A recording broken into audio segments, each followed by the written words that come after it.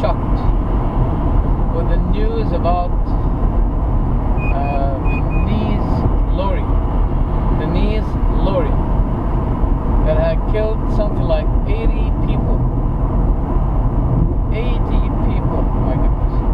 And the number is crazy, escalating.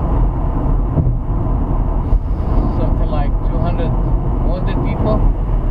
Wow. I mean, what a criminal. What a criminal. For what? For Islam. MashaAllah. What kind of Islam is this? He's deforming Islam. He's the deformer of Islam. I want to compare between this guy and between the Prophet ﷺ, whom Allah had sent him as a mercy, not as a retaliator, a criminal. He came back to Mecca after 10 years of being driven out from it. And as he came back, he said, no shedding blood. Be careful. Allah the Almighty had stopped the elephants from entering Mecca. But he used the Prophet Muhammad ﷺ against it. And Allah does what He will. And it was allowed for me for 1 hour of the whole life, at least, to enter it as a conqueror, as a leader. But then suddenly He said,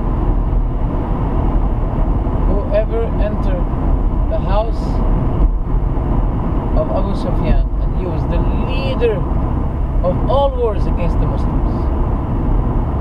He said, whoever entered the house of Abu Sufyan is secured. Whoever entered his door and doesn't come out for any kind of resistance or fight is secured. SubhanAllah. Isn't this amazing? Isn't this amazing? What kind of buffalo is this? What kind of criminal is this? Bravo, hooray! He was retaliating for Islam. Oh my God. Oh, by the way, before the Prophet was driven out from Mecca, the Muslims at that time were weakened, can't do anything, were helpless. Many of the companions were tortured, killed,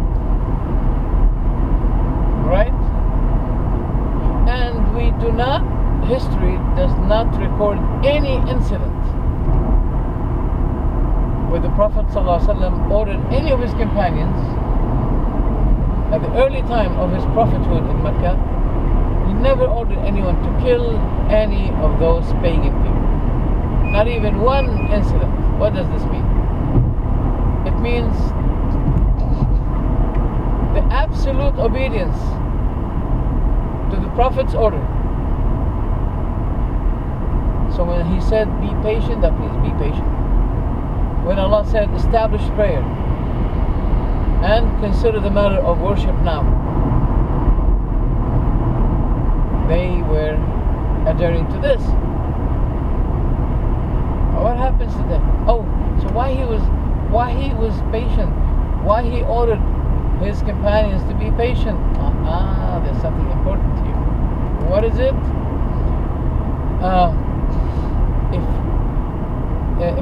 If it's for the sake of Islam, Islam is not strong at that particular place, at that particular time. So if the matter was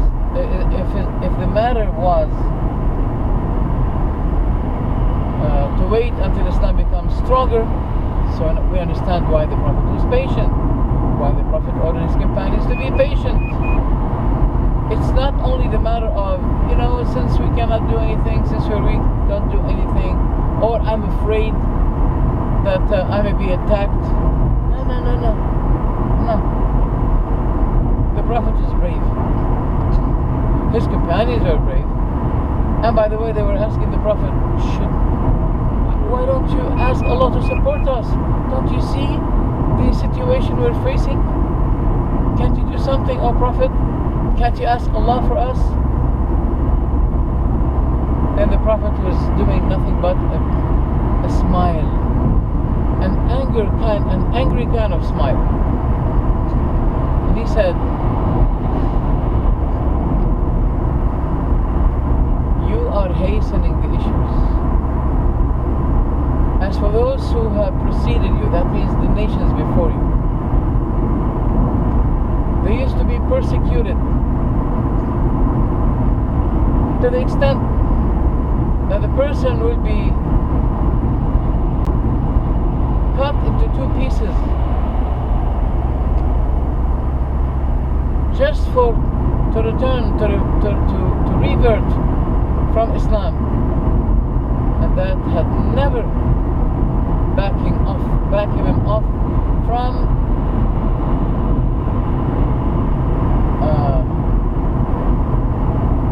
insisting to remain with his belief, to stay with his belief, not to disbelieve. Wallahi, Allah the Almighty will be fulfilling His promise, and He will be completing this issue of Islam until a great peace will take place in the peninsula. But you are hastening the matter. So, in the Mecca period of time, when the Prophet firstly was granted the prophethood, nothing happened. No one got killed. No one among those who used to be persecuting the Prophet and the companions have been killed. Nothing. So what is the lesson we take now? That if we are in a place where Islam is not ruling, no matter what happened, you shouldn't be taking the decision to do stupid things, foolish things that will be causing Islam in this area to become more weaker and weaker and weaker. What did you do? Like in Charlie Hebdo, oh, we are defending the Prophet. Well, I understand your respect and love to the Prophet ﷺ. But wait a minute, the companions used to love the Prophet more than you. In Mecca he was persecuted. They put some stuff of a camel on his back while he was prostrating down, falling with his face to the ground to Allah. And none of the companions retaliated. So the problem is that what we're facing today, there is a devil struggle, a demonic struggle, okay, to deform Islam. There is an insisting kind of decision to make things that will be giving the justification for the Westerners in America, in Europe, to say, oh sorry Muslims, we want to cleanse Europe and America from Muslims because we got enough. Enough is enough. Okay? Enough is enough.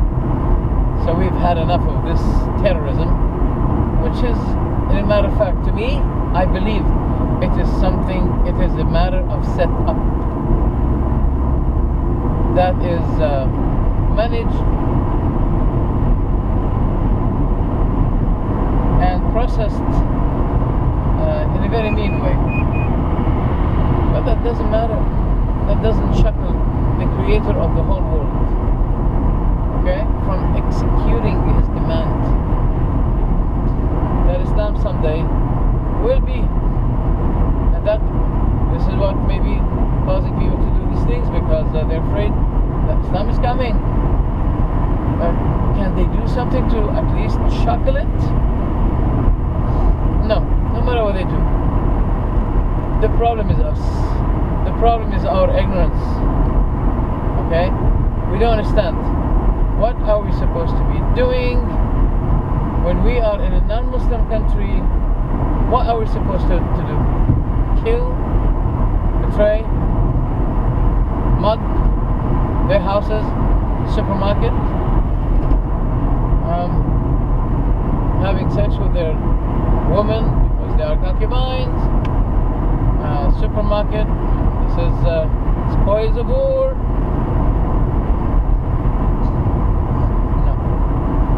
No, you're not supposed to be doing this. You are supposed to cause a failure to those media when they want to prove that Islam is a religion of terrorism. You're supposed to be disproving this and doubling your efforts to show the greatness and the tolerance of Islam. To learn and to practice that knowledge in the eyes of the disbelievers, so they will be saying, you know what? Those media are politic agenda. Look at those people, how nice they are, how tolerant they are, how kind they are. They're protecting us. How many Muslims they protected their neighbors, non-Muslim neighbors, from theft, from oppression, from wrongdoing, many. But the media doesn't really record this. They want to report the other way around. So anyway, I was shocked with this news today, and I was wondering why a person does this. A person does this. I mean, didn't this march into with their National Day? Didn't that marshal include the children, women?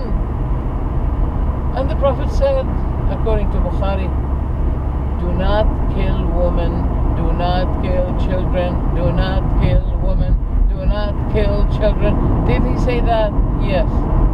So why do you do it? We love Islam, we're defending Islam. Islam doesn't need people like you.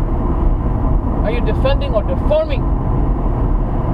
Are you defending or deforming? You are, as a matter of fact, deforming Islam, not defending Islam. If you want to defend Islam, go ahead, seek knowledge and practice it. And let people see the practicing of Islam.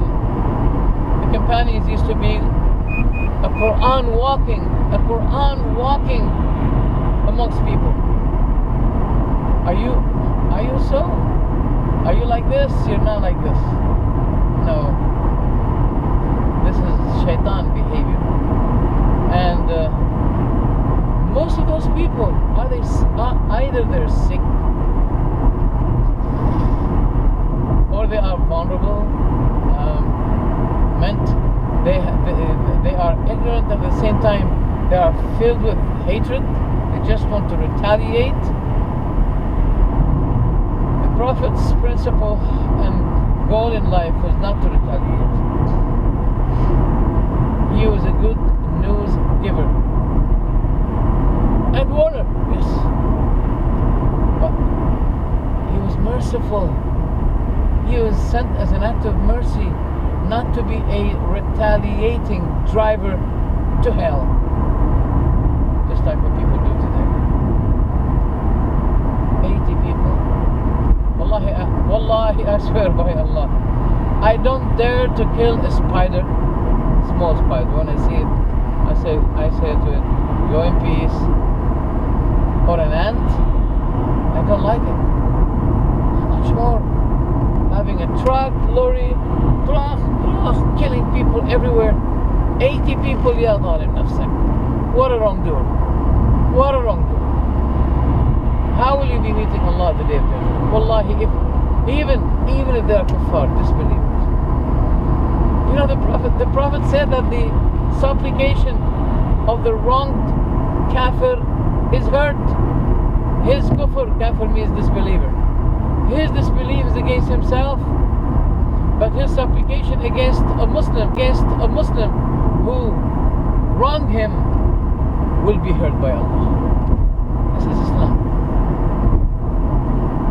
Did you struggle to be good to your neighbor, non-Muslim neighbor? Wallahi, Wallahi, I swear by Allah, if he was a Jew, Hindu, Sikh, and he's my neighbor, I'll be honoring him.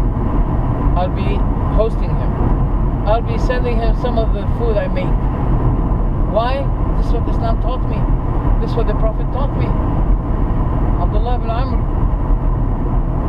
he said to his servant, take this food, extra food, and give it to our Jewish neighbor. So people, the attendants, they said, oh, may Allah guide you? A Jew? Jewish neighbor? He said, yes, Jewish neighbor. The Prophet ﷺ said, Jibreel kept continuously reminding me about the matter of the neighbor, the importance of respecting the neighbor and caring for the neighbor, until I thought that the neighbor is going to be my inheritor. So Abdullah ibn Amr, he used this hadith, he applied it on a non-Muslim, on a Jew. What made him doing so is his knowledge. Is his knowledge about what we can do. How do we deal with a disbeliever, even if he's a disbeliever? So are those people really learning Islam? That's why they are practicing Islam this way. Was this driver, was he practicing Islam? No. He is either of two kinds of people. Either he was drug addict, and many among those people, believe me, they had drugs when they did these things. Or he is mentally ill. He can't be a learner of Islam, of the pure Islam, who thought that this is the best way to practice it. La wallah. I'm sorry to say that. I hope I don't hear horrible news by day and night, because this will be supportive to Donald Trump. This will be supportive to Donald Trump. What are those people that they saying? Take it, Donald Trump. Take this. That's for your side. That's for your support. MashaAllah. MashaAllah. Those extremists that caused the opposition against Bashar al-Assad to lose their war with him. They are about to lose it. I hope not. This man is a mass killer, and he was the motivator of ISIS. They are jailed graduates. They were not graduated from Medina, from Mecca universities. No. From the jails of Bashar al-Assad and, Noor al-Maliki. They both cooperated on that. Okay? Why? Oh, you know the political agenda. So at least Bashar has some claim. He wants to say, see, I'm fighting, I'm struggling against extremists. See, you don't understand me. Noor al-Maliki said, you don't understand me, we're fighting extremism. No.